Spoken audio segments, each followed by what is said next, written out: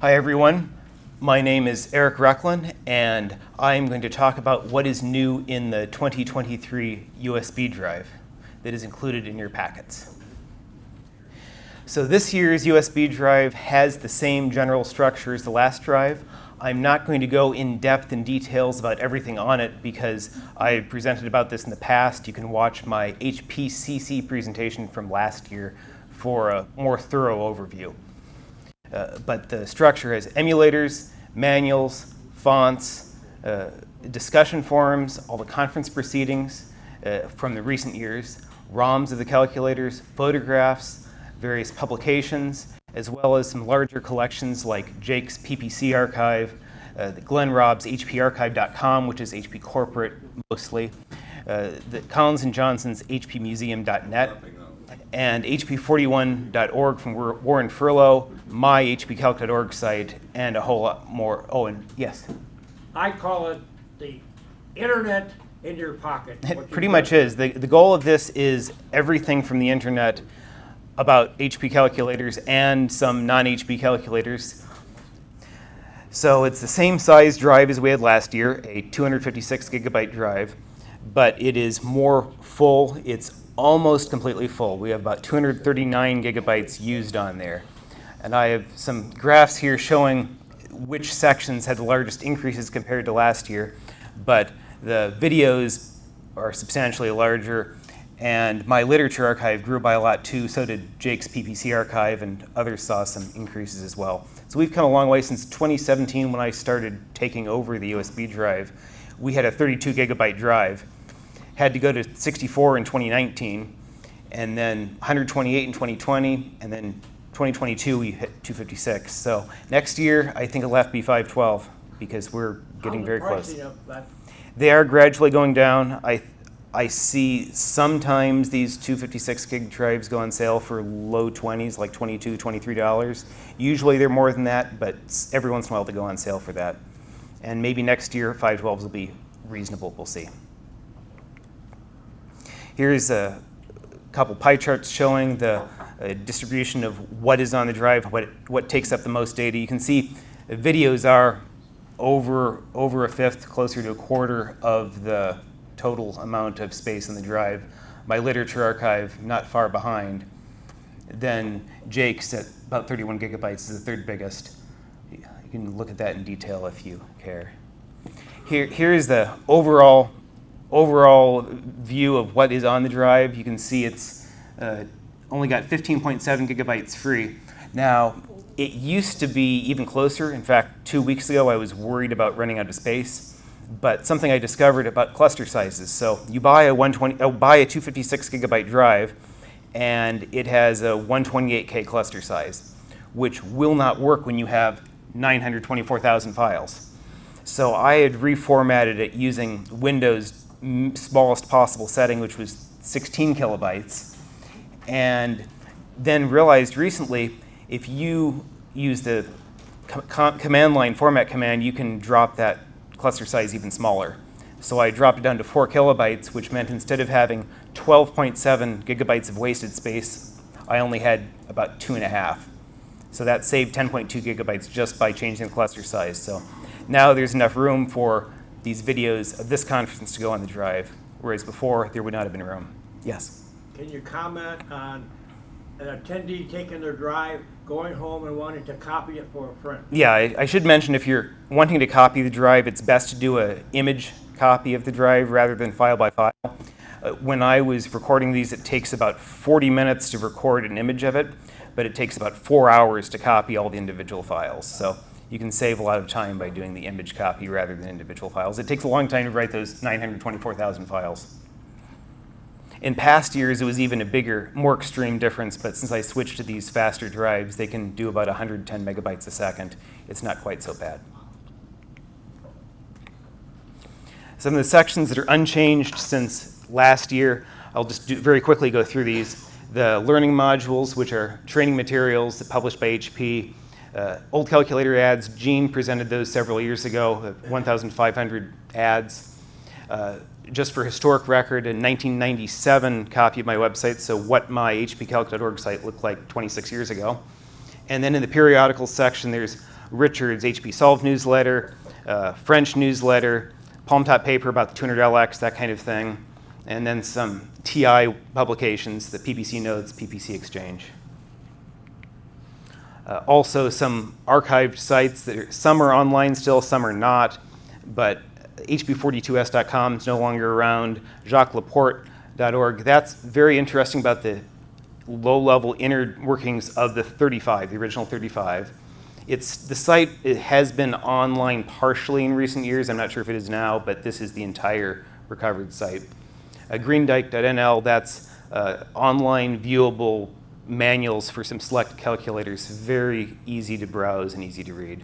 SuperSite, which is for the Palm Tops, and then the HPCC calculator schematics. Those are available for download from the HPCC website, but I have them on here too. They're hand-drawn by Dr. Tony Duell for the most part.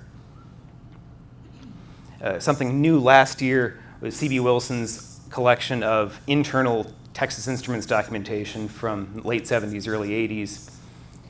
Then the Thaddeus 2000 CD Infobase, Palm Top information. The basic.hop2.org, that's a website with manuals from various basic language calculators, not HPs. There are several hundred manuals there.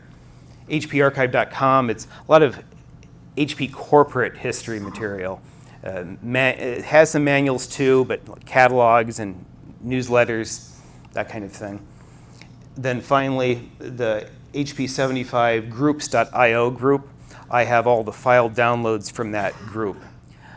Some sections with some minor changes now. Under emulators, I have updated EMU 28, 42, 48, 71, as well as Free 42 and Plus 42 with the latest emulators.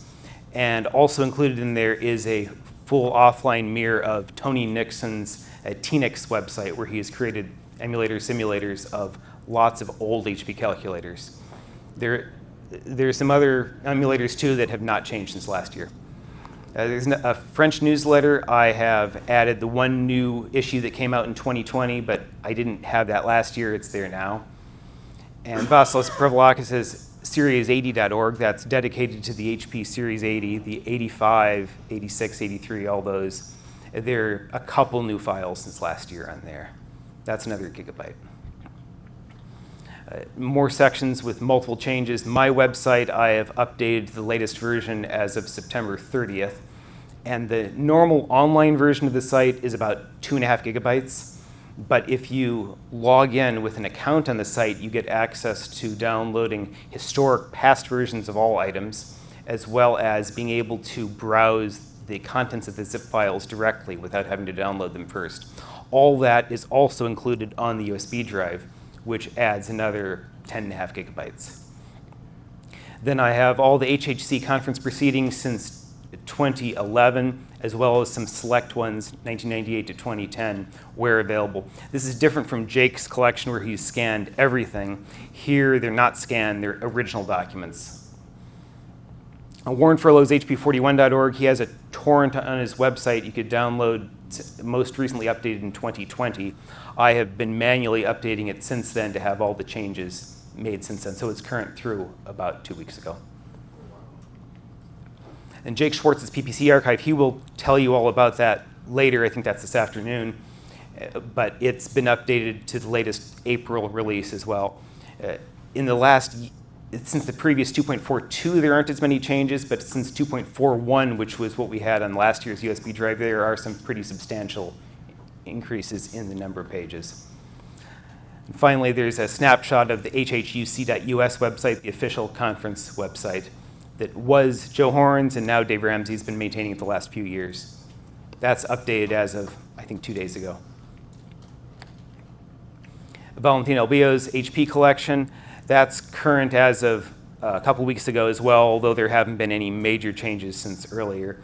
But he's got thousands of pages, things that he's scanned, books, a few books, lots of handwritten letters. Back before we had emails, people were exchanging handwritten letters or typewritten letters with the paper and stamps, but he's got all those scanned on there. Some pictures he's taken, fractals he's generated, stuff like that.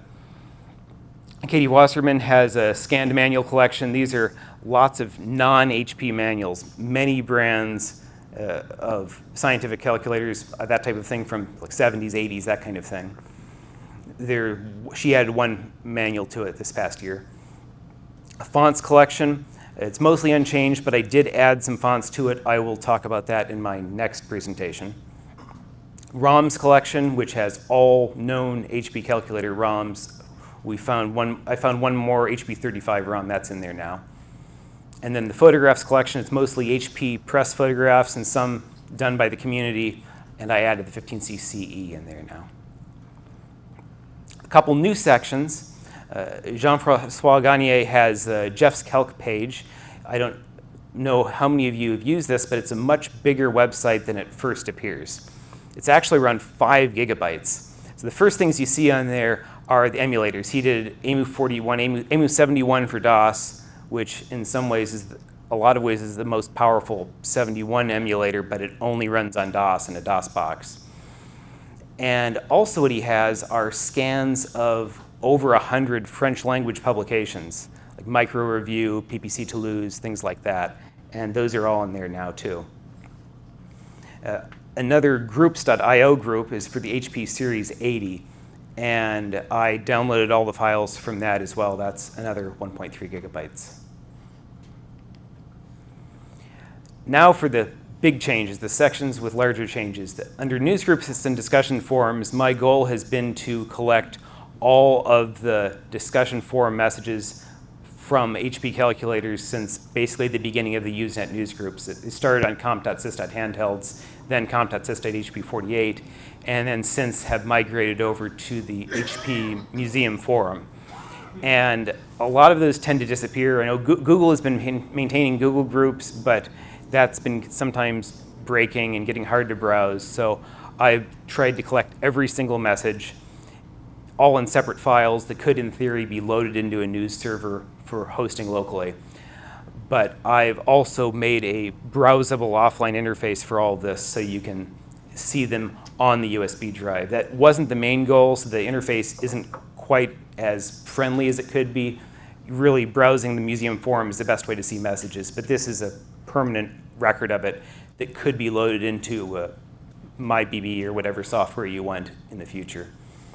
Anyway, back in 2018, one of the users on the museum forum, PIER4R, had created a snapshot of all the museum forum messages after an incident earlier that year had caused a lot of messages to get deleted. And this would ensure that they wouldn't be lost again. A couple of years after that, I had gone through that collection of messages and extracted, they were just raw downloaded files. I extracted the messages and made them browsable. And that's what was on the USB drive in the past. The one issue with that is that it was using the printable pages rather than the normal viewing pages, which had two limitations. One is that it didn't have the individual message IDs, which made it very difficult to track changes over time if messages were updated or added. You'd pretty much have to do a download of the whole thing again. And number two, it didn't have any of the attachments linked. So anyone who put an attached photo, not an embedded photo, but an attached photo, or who attached files to download, those were lost as well. So what I did this year is I re-downloaded everything with the original pages, parsed all those pages, loaded them in the database, and exported to files, so that this now has a pretty much complete collection of all museum forum messages. I also downloaded all the file attachments. I know some have been concerned about the amount of space that their attached files are taking on their museum forum posts, but I realized it's only 1.1 gigabytes. That's nothing by today's standards. So really the museum forum doesn't take that much space. So all those are on there too. This is approximately double the size of the archived message posts. So there are 168,000 messages of the museum forum plus a couple 100,000 from CompSys HP48, a similar number from the old museum forum, and then some other forums that have not seen any new posts in the last year. Are these all Yes? searchable? In the same way you could search anything on your computer, they're plain text, HTML files, but I have no search facility specifically within here. Another section with larger changes. Oh, one thing I forgot to mention on here was that back in 2018, as I said, there were a number of messages that had been deleted. And it was actually worse than my recollections because I thought it was just like certain users' posts who were deleted. But it turned out anytime those users had created a thread, the entire thread was deleted along with all posts made by everyone in that thread. So that was hundreds and hundreds of messages lost. And I spent hours going through the Internet Archive Wayback Machine and recovered about 300 of those lost posts, which I merged into this archive as well. The video section, that's doubled in size. The reason it's doubled in size in 1 year is, first of all, I only have a small subset of my videos on this USB drive. I should say a subset of any of the videos on this USB drive. There is a separate USB drive, also 256 gigabytes, that has all of Jake's videos and all of my past videos in 1986 through 2019. They're also freely viewable online through videos.hpcalc.org. So that's got, I can't remember how many videos are on there, hundreds, maybe 1,000, I'm not sure now, but a lot of conference videos there. But this drive has recent years of my videos on it, but it has doubled because since our last conference, there have now been 3 conferences video recorded. HHC 2022, HPCC 2022 in London, and Allschwil 2022 near Basel, Switzerland. I recorded all of those in 4K video, whereas the past were in 1080p, so that also meant large file sizes. So we now have 55 gigabytes of videos on the drive. Another section with some big changes is hpmuseum.net. So I don't know if you've been following the news on that, but in this past year, the surviving maintainer of the website has decided to transfer the assets to HP for their archives rather than residing in Australia. They're now in, I think, Atlanta. And part of that means that the site gets taken over too. He has still continued to maintain it. There have been a few files added as recently as June, but he made available a Google Drive link of, I can't remember the size, it was something like 100 plus gigabytes of files that were for download. Most of them were not of interest to me, at least. I didn't put them on the drive. For example, software for old HP computers, Windows drivers for printers, stuff like that don't really fit in here. But I did take that as an opportunity to expand what I had previously had in this drive. First of all, I noticed that there were several resources sections I had missed, about 400 megabytes of magazines, publications, so those are on there now. But last year's drive was solely the file downloads. It was a folder structure that you would have to browse through your file browser and view all the PDFs. This year, I now have the entire website on there as well, which had all the photographs and videos and informational pages, the museum exhibits. That's offline browsable now with no issues with CAPTCHAs to be able to download things. And of course, it's local, so it's far faster than downloading from some site in Australia, at least for those of us in the US. That added about 1.4 gigabytes of material. Final big section with changes was my literature archive. I'm going to take a few slides to give a little bit more information on that, not really directly related to the USB drive, but it's all on the USB drive. So this is now 44 gigabytes of documentation for HP calculators. My goal was twofold here. One was to list all of the known manuals and books related to HP calculators, and 2 was to provide the ability to actually view them, either through the original PDF documents, if that's how they were distributed, or as scans of the printed documents. In the last year, I've added 197 more items with 37,000 pages. The total contents of this has 545 books, about 87,000 pages that were produced by HP directly. These oftentimes were downloaded directly from their website. They may have been on their website at one point and aren't anymore because things get lost. And another 1,100 items that came from the user community. Of those, I personally scanned 873 of them with 114,000 pages over the last 3 years. So the total collection of that document collection is 1,647 items, 235,000 pages on the USB drive. In the last couple of years, I had not noticed this initially because I use Firefox, but apparently if you use Chrome, I have filters in the top that you can filter the list of documents, and it was very slow on Chrome, maybe taking a minute or so to run, whereas in Firefox it was instantaneous. And I was given a workaround by someone, one of the users of my site had emailed me a fix. It's just a simple workaround that on Chrome it does this, and now it's almost as fast on Chrome as Firefox. So if you had performance issues before, they should be fixed. Another big change I made is that in the past, on the USB drive version of this, it was only showing the main listing of documents and the PDFs themselves. I did not have the detailed information pages or the associated data. When I say associated data, some of these books came with a floppy disk, or maybe they were a manual for an application card. And in those cases, I've made an attempt to copy the floppy disk or dump the card. And those are then available as an associated download. But anyway, now with the offline version on the USB drive, all of that's included as well. Whereas before, that was only on the live version of the website. As always, you can get at the current version of it through literature.hpcalc.org, but the USB drive now has it current as of about a week ago. Or actually, no, it's updated as of 2 days ago. Here's a graph showing the size of it over time. So I launched it in 2020, mostly with documents from HP, not things that I had scanned. And it's grown now, you can see 234,000 pages. This shows more my efforts over the last 3 years. So starting at zero pages scanned in August 2020, going up to 114,879 pages right now, in 877 books or brochures, that kind of thing. So here's a picture for you to look at. If you're a collector, this might be a little painful. Does this make anyone hurt?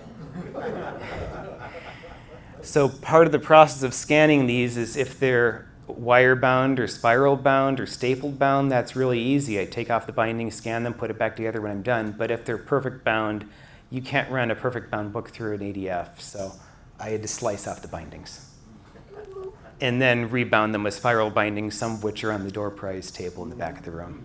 I got a point. Yes? You take those, you put them on cardboard in a box, and you stick it in the library shelf, and everybody thinks they're real. Yeah, right, yes. It's like, look, you've got a good-sized book collection in your library. Right.